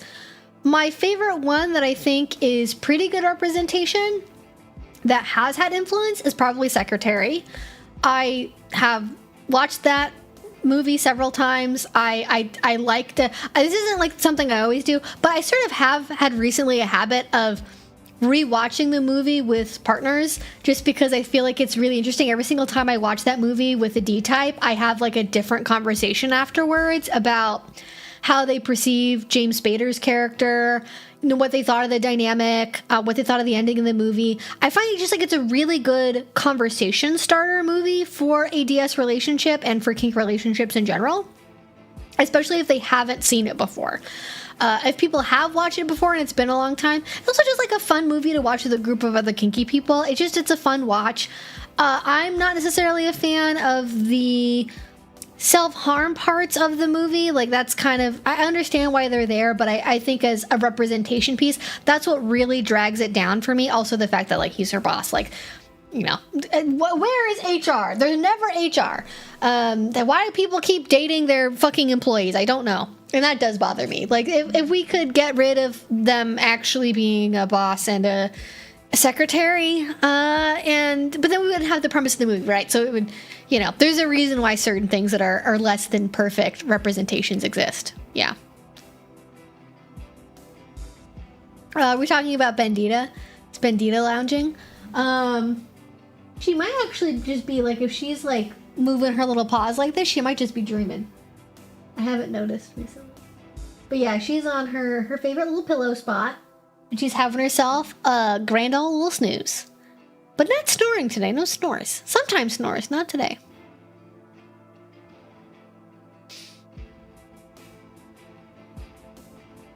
Yes, I'll say, let's say hello. Anita, are we sleeping? The people say hello. And they love you.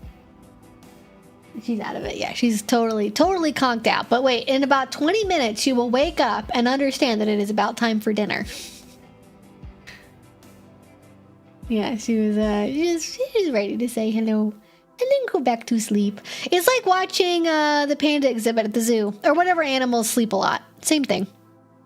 All right, good question though. Wow, that really... See, that's the difference between a good question and a bad question. They're all good questions, but some of them make my brain tingle more than others. But yeah, secretary is pretty good as far as a ratio for how popular it is to how good it is. What are my thoughts on Pillion's depiction of kink? Complicated. Thus the need for a video review. I would say, So, disclaimer, I like movies that are challenging to watch and that I don't necessarily feel positively about. I am not one of those people that needs a relatable main character where I agree with their actions and like where things end up at the end. I am okay with a movie that's emotionally challenging, where the main character is difficult to always agree with, or that like bad things happen during the movie to people that I grow attached to through the movie. And I think Pillion is one of those movies where there are parts of it that I really like and parts of it that make me go like, ooh, I don't like that. There are some aspects of it that I find to be very wholesome. Like, I really love any of the sequences where they're around the biker group and they're like hanging out together and then they go to the woods and they like have parties. I think that's really fun. I would have loved to have spent like more time with that. That I found to be good representation, wholesome, adorable, best part of the movie in my opinion. The dynamic between the two of them, I think, is obviously dysfunctional.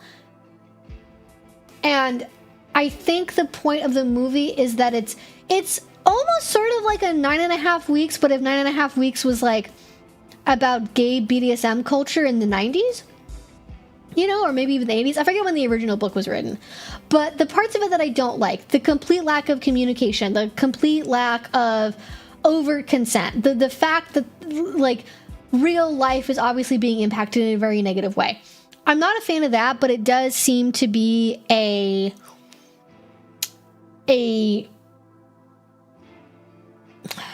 effect of the time when the original source material was written and the fact that it's sort of trying to feed into the fantasy a little bit of like, imagine you suddenly meet this guy at a bar and he sweeps you away and he's like your perfect cruel dom that you can never really get close to. Because a lot of people have fantasies about like this dominant who is unreachable and like physically their ideal, who like shows them the way completely, and they're just into that. They're just into that, and I don't share that fantasy because I want to romantically date my partners, and that's what I look for, and that's what I want. And it's antithetical to my personal relationship, but a lot of people, you know, they like that fantasy. So that part I don't love, but I understand it's a fantasy. And also the end of the movie shows why it doesn't work. That there's that moment where it doesn't work out, and then it shows something healthier coming after. And I think that because the movie ends on that note of you finding of him, and this is spoilers by the way, so just FYI. But this whole thing's been spoilers, obviously.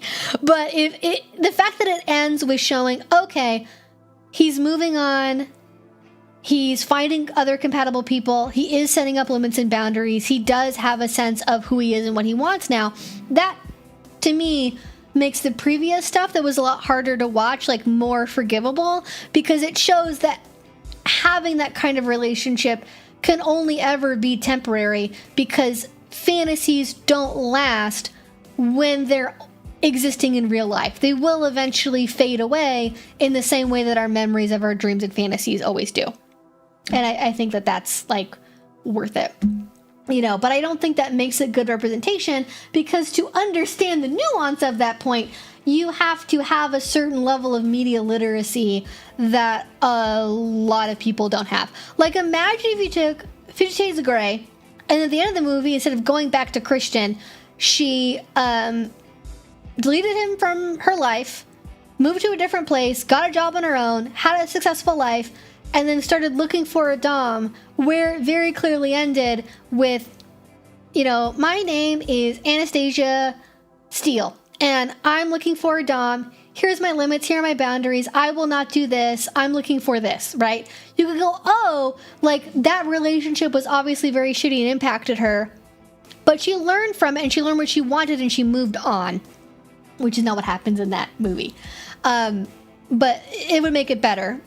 But it would not absolve the movie the fact that, oh, people are obviously going to look at this and they're going to only think about the hot fantasy parts and not really process the ending. They're like, well, but it was still hot, so it could probably work. And then it's a headache. So you have to contend with that, unfortunately. But I think it's very worth it. I very much like that movie. Even if it is emotionally complicated and shows difficult things, it's a little hard to watch sometimes. And there's a dog in it though, so there's a dog. I think because of how realistic movies are able to be made now, people are becoming more unable to differentiate between fantasy and accurate depiction, and that's why newer stuff is more problematic. Yeah, I think there's a degree of that for sure, of like, you don't have like the clear, like, fantasy landscape of A Story of O or a Sleeping Beauty trilogy. Like, if you could set up, I think actually that would probably be my wish list thing. If you could do a more fantastical alternate universe, it could be semi-realistic. It could be like a John Wick type of thing. That is obviously showing, oh, this is not like real life, so therefore you are not meant to apply this in real life. Like a fantasy setting where instead of having cars, all vehicle transportation are two human ponies hooked up to a rickshaw. Like, it's like, oh, that can't be real life. I actually think Duke of Burgundy does this fairly well. It's a subtle amount of fantasy, like, it's not like, it doesn't smack you in the face with it, but when you watch it you realize, oh, this is a society in which a culture is entirely run by like dozens of lesbian women that are part of a like a bug science society, and there's a BDSM furniture maker in this small, quaint, like, out of time Eastern European village where they have so many orders that they're constantly backlogged. Like, it's fantastical. It's maybe not a fantasy in the sense of like Lord of the Rings, but it's fantastical, and you can kind of go along with the more surreal or atypical elements because of the setting, and I think it makes it work.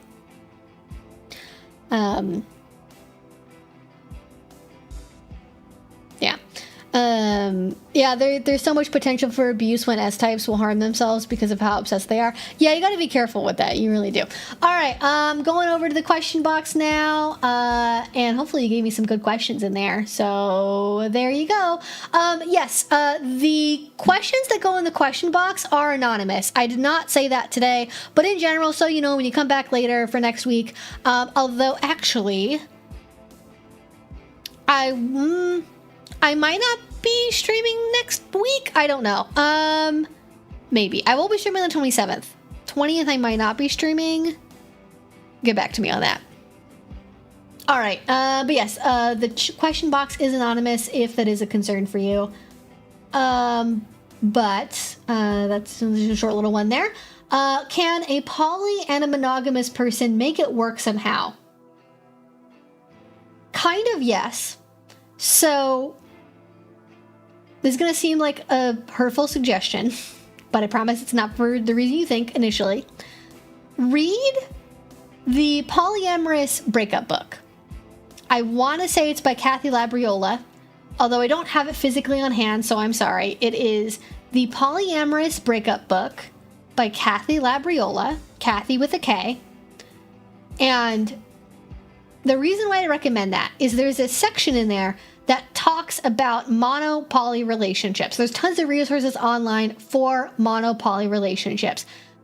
And what that book talks about is how well that will work depends on the relative difference between their preferences for monogamy and polyamory. So if one of you is a 0, completely monogamous, and one of you is a 10, totally polyamorous, that is too big of a gap. That will not work stylistically. The monogamous person will be dysregulated the entire time, and the polyamorous person will feel guilty and constrained the entire time. However, if you're more like a 4 and a 6, or a 3 and a 7, you have more room to make that work because the gap between your two preferences isn't that big. And so the style of relationship you want to have, it's more possible for there to be compromise.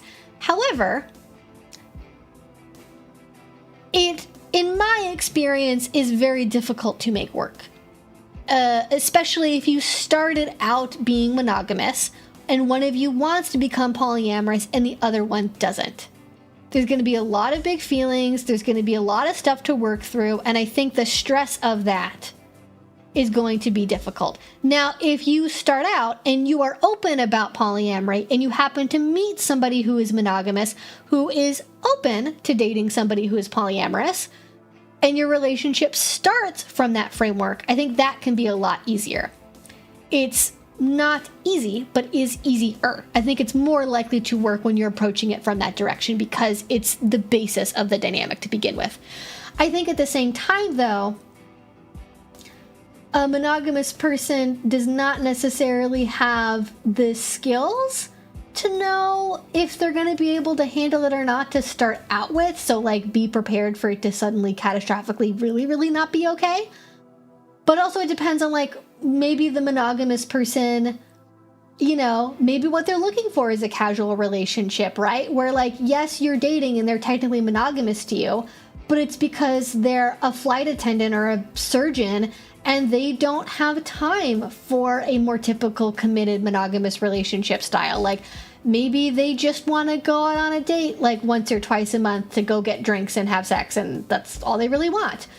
And so they're maybe too busy, not really even aware of what they're doing. And maybe in monogamy, that's not enough dedication and time for most people, but it works for polyamory. So you don't really know until you try it and know the specifics of the person. But I would definitely be wary of a monogamous person where they are agreeing to do polyamory, but they're really not that into it. Like, they're doing it because they're afraid of losing the relationship more so than because they genuinely are trying to figure out a way to be fine with it, right? Or because they're actually comfortable with it. They're just doing it because they're afraid of losing you. And then that's going to eventually implode one way or another. One of you is going to lose out in that, probably both. And the longer that lasts for, the harder it's going to be.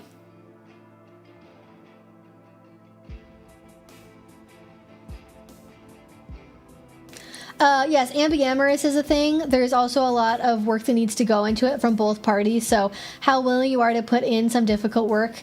The monopoly, it can work, but it takes work. Yeah, I think also, too, like, ambiamorous is, like, a thing, too. So, like, are they monogamous? Are they ambiamorous? Are you polyamorous? Are you ambiamorous? Like, how flexible are you within this spectrum is I think, really one of the more decisive questions. What's the picture? You might have been able to see, I have a portrait on the wall. Is that what you're talking about? I don't know. The art, that's my dog. And she is art. Oh,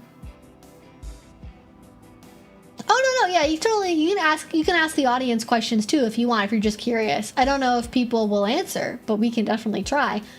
In which case, is there any situation in which the act of cheating on your monogamous partner might be okay? And it says cheating in air quotes, importantly.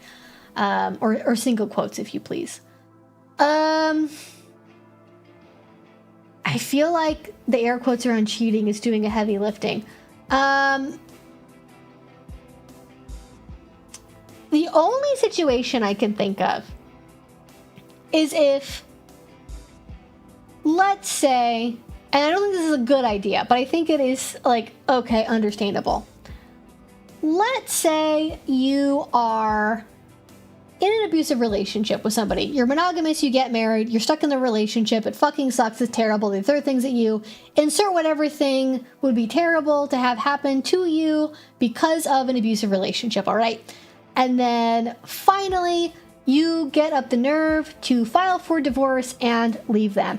And they are fighting it every step of the way, tooth and nail. They do not want to get a divorce. They are not hearing it. They are dragging it on and on and on and on. And it takes years to get anywhere with any sort of paperwork. And if you were to talk to them on Facebook, if you were to go from their social media, you are still married, that you still belong to them, you are still their spouse, and they just will not let it go. I think in that case, fucking go on a date. Okay? Like, you are doing everything in your physical power to remove your consent to that relationship, to no longer be around them. And as long as you tell other people that you might be dating or hooking up with, whatever you're doing, as long as you're telling them, hey, like, legally on paper, I'm still married, here's what's going on, like, I know it sounds bad, like I promise I am really, really getting divorced, it's just my ex is contesting me on this, we've been physically separated for 3 years, like, we're not intimate anymore, we haven't been in a long time, but legally that's where we're at. I think technically that, like, especially to the other person, they would count that as cheating, but in my mind that's not cheating because you have done the act of revoking your consent to the relationship, which means you are no longer in that dynamic. They might think that you are, they might act like you are, that doesn't mean that you are in a dynamic with them anymore, right? Like, you don't get to say, we're breaking up, and then they go, no, we aren't. Like, that's not how that works.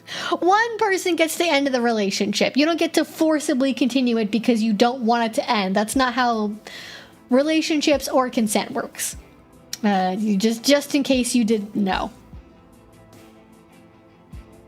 But yeah, that's my opinion. Otherwise, I feel like most monogamous cheating scenarios that people excuse have to do with being too cowardly to have necessary conversations that should be happening, and that is not a sufficient excuse in my brain, right? You want to open the relationship, you want to be poly, you have a dead bedroom, right? Like, you're not in love anymore, you secretly wanted to get a divorce. Like, okay, maybe other scenario, like, unless somebody is physically trapping you in a marriage that you cannot leave for whatever reason, or they're really, really dragging out the divorce process, like, there's nothing else I can think of that makes it justifiable IMO. What's standard white guy? A standard white guy is 5'11", brunette, short cropped hair but not too short, brown eyes, light medium skin tone, maybe some freckles, wears a t-shirt, a hoodie, pair of jeans, and some form of sneakers.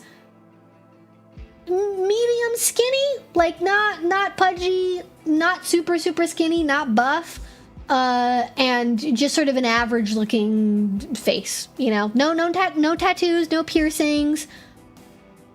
Maybe has like a Fitbit type thing. That's what I would consider to be standard issue white guy IMO.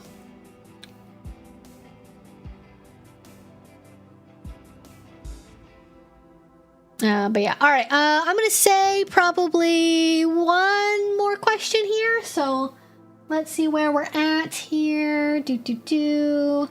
Answer the question about newer daddy doms. Answer the question about vetting a dom.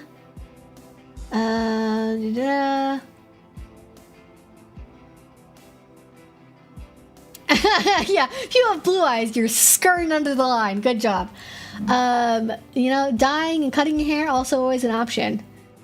I don't think a hall pass is cheating either. I feel like they might call that cheating with permission, but it's just not cheating. If you have permission, it can't be cheating. IMO. You might role play like it is. At that point, you're just role playing that they're cheating on you, but they're not really. But you know, let vanilla people have their role play, I suppose. All right, last question here. I am turning 21 this year and was wondering, how should I get into my community? I have a lot of anxiety about it. I'm trying to develop a more clear plan. Love it. Having a clear plan, good thing to do when you have anxiety, just so you can kind of plan out your steps, and that reduces ambiguity. So my advice is, like I've kind of said already before on the stream today, get on FetLife, find events, go to a social event. Find even a couple different options. Find social events. Ideally, find one that has an activity associated with it, like a board game munch, a hiking munch, Magic the Gathering munch, a brunch munch even. Oh, that's fun. More people need to do brunch munches. That's a great name. It's a fantastic name. But yeah, anyways, you know, find a social event. See who's going, check out the RSVPs, read through all the rules, all the things they say about the event.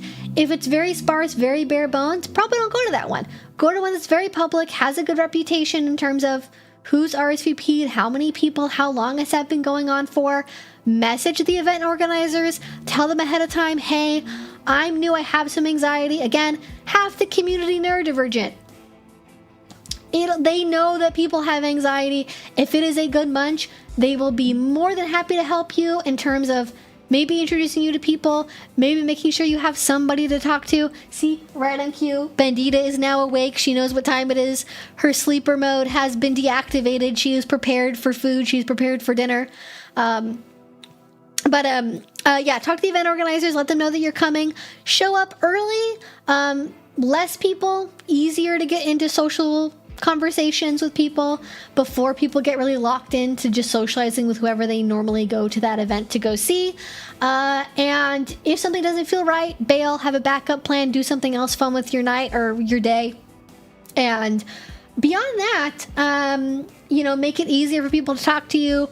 Wear a fandom thing, wear something that you're curious about, right? Like a pin or a t-shirt or a hat or something on your person that gives people information about your hobbies, your interests, your personality. Give something for people to talk to you about. Other than that, just like, you know, have fun. It's very low stress. Don't freak out about it. If something doesn't feel right, leave. And that's basically what you need to know. But yeah, that is, I think, going to be it for tonight, y'all. Thank you so much for joining me on this stream. I really need to reheat my ramen, so we're wrapping it up like 60 seconds early. Hopefully you all will forgive me for that. Thank you all so much for hanging out with me on your Friday night. Yeah, I think that's going to be it for now. Look out on the YouTube community tab for upcoming events and opportunities. If you would like more education, again, we stream every Friday here at 6, so please subscribe if you would like to be reminded of future streams. Thank you all so much for 300,000 subscribers. It is an amazing accomplishment. Anyways, I'll talk to you again later. Stay safe, have a fun weekend, drink your water, and I will see you all again soon.